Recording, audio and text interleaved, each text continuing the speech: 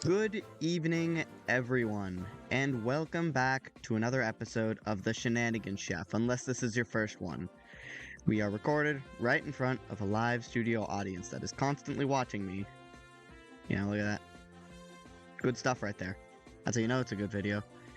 Either way, if you guys haven't seen the last one, or forgot, this series is about creative pranks. There's so many survival pranks out there, like, you know, the classic putting a pufferfish right there in the door so that they get poisoned when they walk by.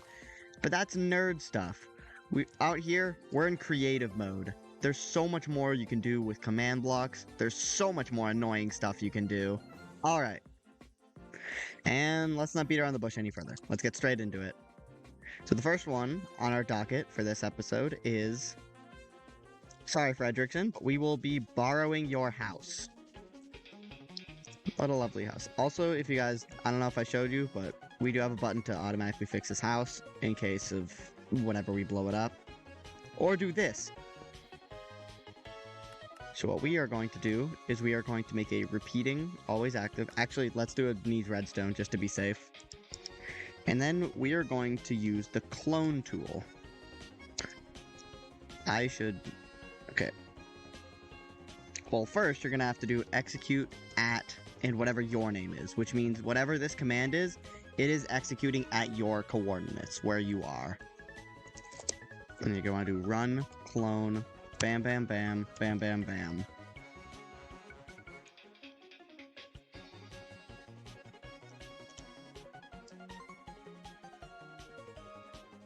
Now what I'm doing here is I'm making a command block that will clone everything within a 15 block radius of me and place it about, let's say, 100 blocks in the air. I've done this one a few times. It's always a classic. I don't think we even need a repeat, because this should just be enough to fit in the entire thing.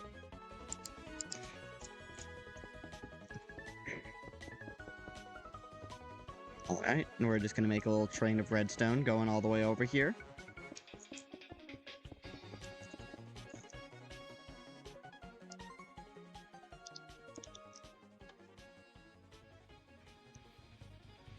And did it work? Or did I do something wrong? Oh wait, I'm stupid. I forgot how redstone works. There we go.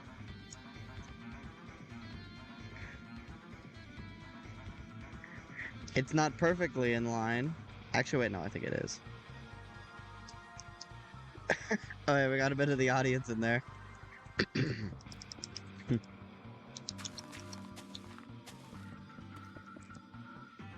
Yeah, this is one of my favorite pranks, I'd say. And then obviously once you're done with this, you're gonna delete the house down there that they have. So then next time they get on a server or whatever, they just come back and their house is just way up here. And they're just like, what? Either we're just gonna leave that up there. Oh hey, look, mobs. Hey guys, how you doing? Fredrickson, look, you got friends over. I didn't know you're this popular. Next up on the list is actually the same mechanism which causes the live studio audience to work. So actually, hang on, let me head down into my personal little bunker where I store all my ideas for stuff, a button that makes Fredrickson immortal, and also the thing that makes the live studio audience work.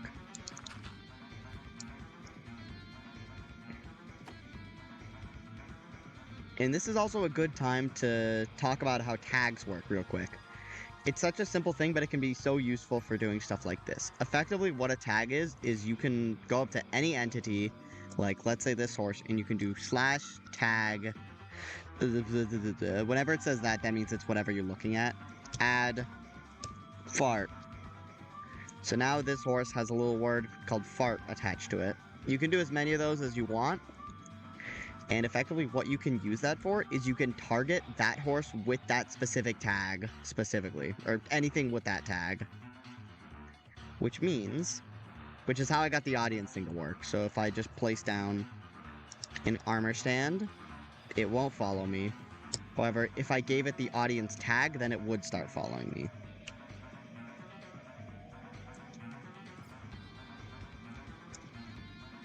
Look at that. Now he's looking at me. And I did just straight up copy the command block. I'm not the most sure how this works. All I know is that it does work.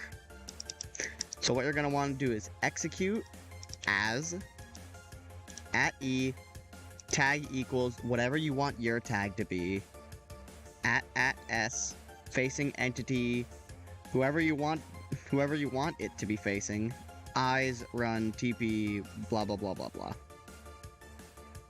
And effectively what this will do is it will force them to look at you. However, I think you guys can imagine what happens if zombies and skeletons and creepers and the like can only look at one person. That means, since they can't walk sideways, they will always be walking towards you no matter what. Yeah, let's make that fart. And then let's throw a lever on that bad boy. And where's it? Oh. Good evening there, horse.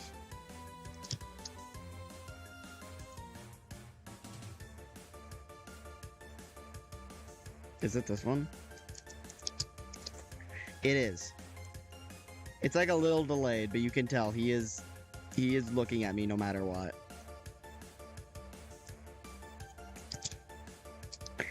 And let's say, hypothetically, we can actually use these mobs from Frederick's house. We can run tag @e type equals skeleton. So this targets all skeletons. Add fart. Oh. And why not? Let's go do it to zombies too. And so then, if I were to go into survival mode, no matter what, they will be walking towards me. If they try and walk anywhere, it will be towards me. Even if they're not aggroed on me, they will be looking at me. Which is A, pretty unnerving, and B, pretty dangerous. If you make another command block to force them to be constantly in survival mode, then hey, there you go. That's a pretty good way to get them killed. Or a really good way to creep them out. Because yeah, that's pretty spooky, actually. That one's nice and simple. You can also do it with anything. You can make it so sheep are always just walking towards them.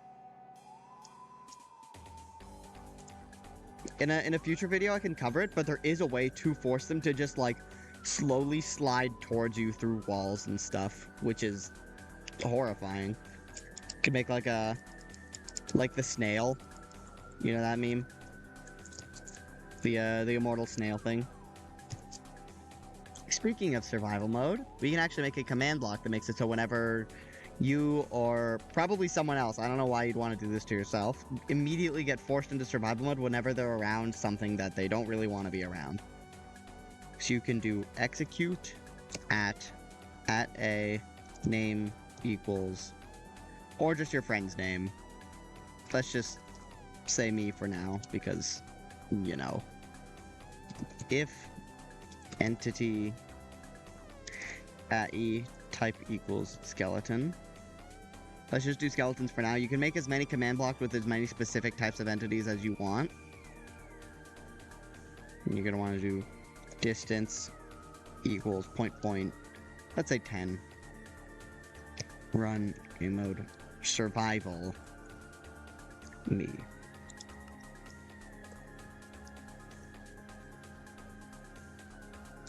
Now, supposedly, if I go near a skeleton, it'll put me in survival mode. Oop, yep.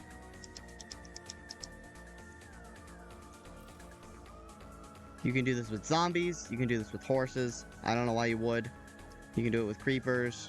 You can do it with anything. I forgot I had the command block active. I trolled myself. Get out of here. Yeah, those are some nice and simple ones. This next one is a little bit more complicated. However, I think it's objectively the funniest. Aside from the nuclear bomb that immediately crashes the server that I covered in the last video. Which, if you haven't seen, go check it out. It's a...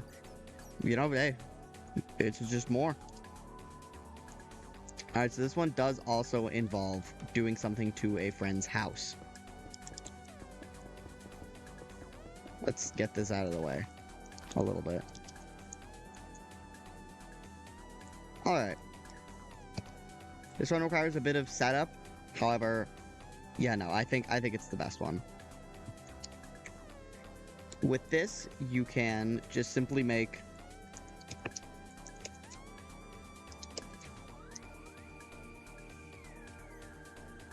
label it however you want. I like to use glow ink, also because it's dark in here, because there's still a giant floating house up there.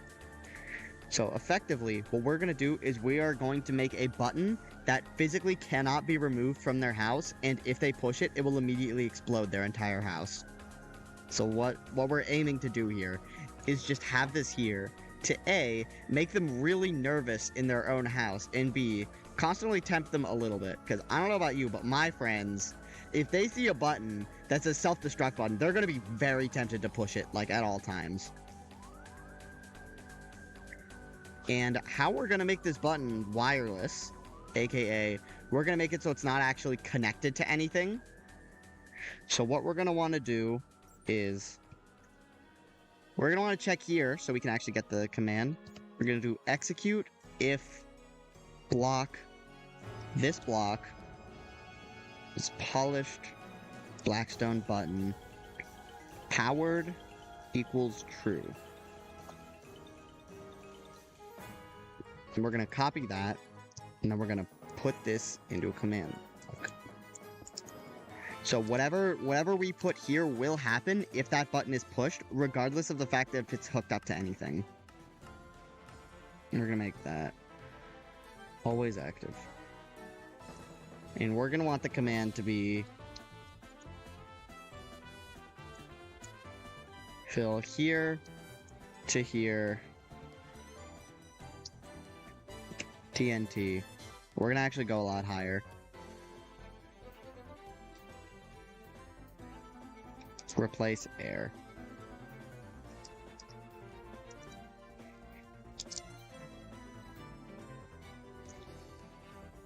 So now what we've got is a command that if we push that button, it will just fill his entire house with TNT, and then because the button's pushed down, it'll immediately ignite a bunch of TNT. So if he pushes that button, if Fredrickson were to push that button in his house, it would immediately explode. However, that button can easily just be broken. So we need to fix that.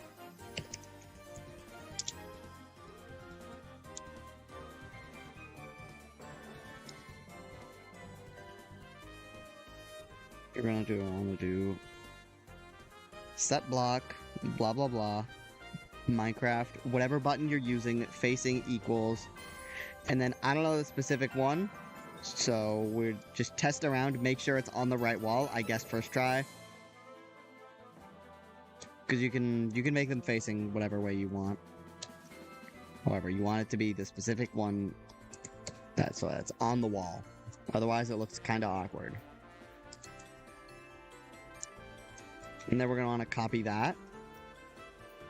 And then we're going to put that into another command block.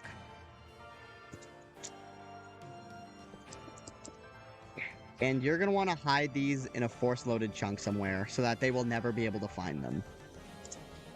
So that way, no matter what they do, there will be that button there. They can, like, seal it off or something, it's still going to be there. Even if they do have to seal it off, then they're gonna just have, like, an awkward little spot in their house that's just sealed off away. So no matter what, it's gonna be annoying. And actually, if they do try and do that, you can just put another button somewhere else.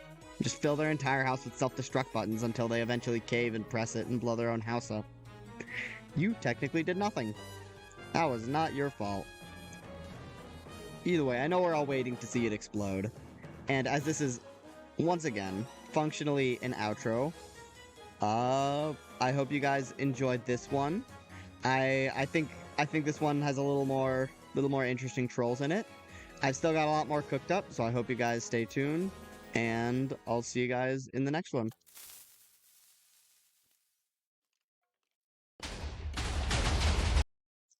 And after all that, the button is still standing, and if I push it again,